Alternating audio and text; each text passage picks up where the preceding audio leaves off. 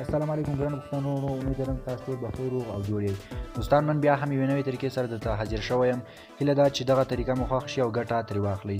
نو ګور نن طریقه په دې ډول ده چې څنګه کولی شو په کلیف کلاف افلیکیشن کې موږ کار وکړو، هغه څخه پیسې وګټو او بیا هغه پیسې پیفال ته ولیږو. نو تاسو به لومړی کلیف کلاف اپلیکیشن انسټال کړئ له پلی سټور څخه، او که تاسو پلی سټور کې نشئ پیدا کولی نو د ویډیو لاندې ډسکرپشن کې به زه لینک درکړم، له هغه ځای تاسو دا ډاونلوډ کولی شئ. نو کله مو چې اپلیکیشن ډاونلوډ کړ را بسئ، اپلیکیشن به خلاص کړئ. دوستان دلته به لږ انتظار وباسئ تر څو اپلیکیشن اوپن شي.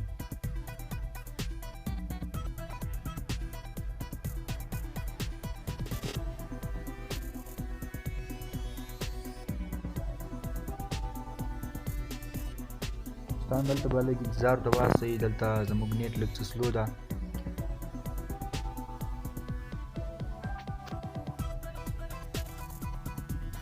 ملګرو تاسو کله اپلیکیشن خلاص کړ، دلته به ریشوم باندې کلیک وکړئ او دلته به دا ویډیوګانې دوستانو تاسو ګورئ او دا لاندې لیکه چې ګورئ دا به سر ته رسیږي. دا بل سایټ ته تاسو کتلی شئ، دا 2 منټه او 14 ثانیې پاتې دي. دا چې کله خلاص شو نو تاسو ته دوستانو بیا یو ریوارډ درکوي. کله مو چې ریوارډ ترلاسه کړئ یعنې ډالۍ مو ترلاسه کړئ، بیا په ریوارډ باندې کلیک وکړئ او دا پورته دریو خانو کې به تاسو ته یوه ډالۍ راغلې وي چې له هغه ځایه بیا تاسو په ډالۍ باندې کلیک وکړئ او هغه کې به پوینټونه تاسو ته ښیږي. دا لومړۍ طریقه. او دویمه طریقه دوستان دا ده چې دلته موږ ته ښیي 120 ټارګېټ راکړی، موږ 2 اتیا پوره کړي دي. نو کله چې موږ 120 پوره کړو نو په دې کې به موږ ته یو دانه ټیکټ راکړي.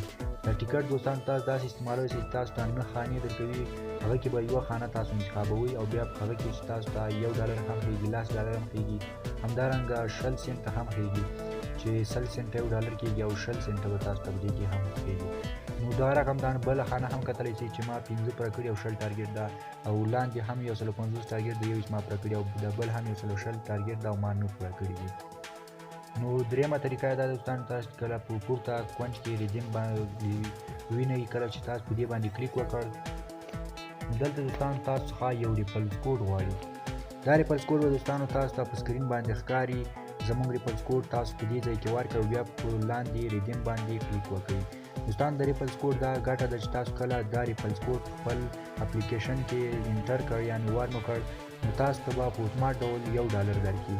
نو تاسو هم دا کوډ استعمال کړئ چې کوم کوډ تاسو ته په سکرین باندې ښکاري، نو هغه کوډ تاسو دې ځای کې ورکړئ، $1 به اتومات ترلاسه کړئ.